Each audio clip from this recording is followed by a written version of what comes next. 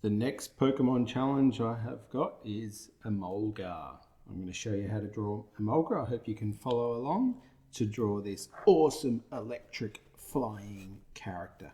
Grab yourself a pencil, guys. I've got a really old one, as you can see here. And we're going to just sketch on the main shapes. Emolga has a body that's sort of like this, with an arm that comes up to about there, and then this cool little part here. The arm comes in here like so, with the little hands about there. There's a little foot and another little foot there. Now notice how I'm using actual shapes to create an Emolga. A lot of these characters are just shapes. The ear comes out like that. There's another ear that comes around it like this. And then there's this cool part that comes out there, there, and there. We've got the mouth. So these are called construction lines, and they're helping me with this picture. Comes down like a W in there. Practice your drawing, you'll become better writers as well. Your handwriting will get neater. Okay, let's start Emolga's face. Bring it around like so. And there's the mouth. I'm just going to colour that in dark. Little nose. Now the eye is an oval shape with another little oval shape in there. Same for this eye. Oval shape. Now, because I like to have the black bits looking correct, I'm just going to get a thicker marker pen. Now I use Copic multi-liners because they're both waterproof and alcohol ink or alcohol marker proof as well. So I can colour this in, watercolour it, I can do whatever I want to colour this in, and I know it's not going to smudge.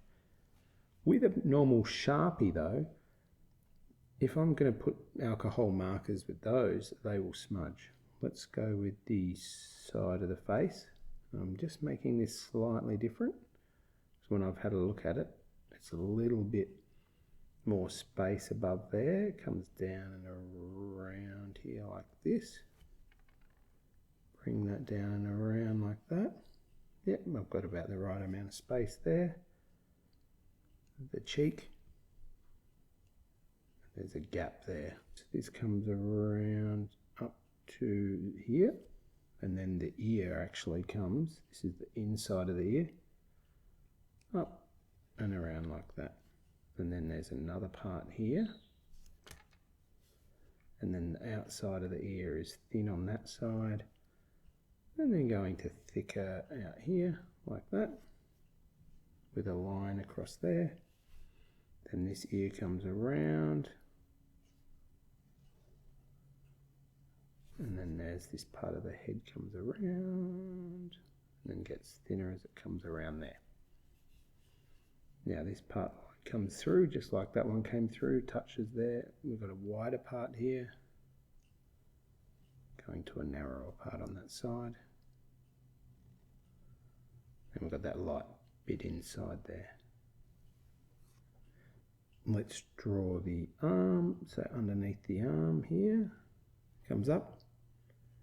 Now I'm going to start with her finger on this side because it's like a little, or the finger on there.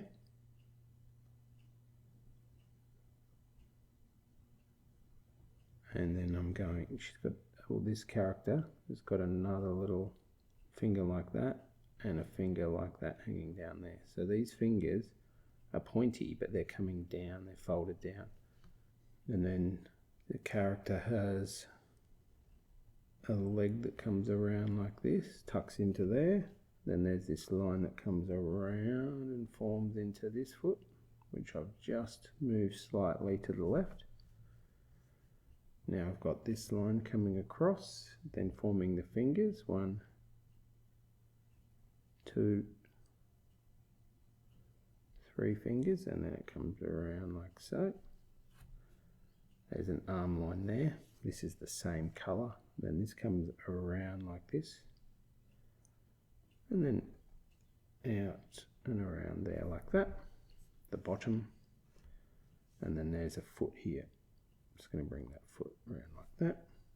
Then we've got this little yellow bit that comes out and around and touches where the fingers fold down.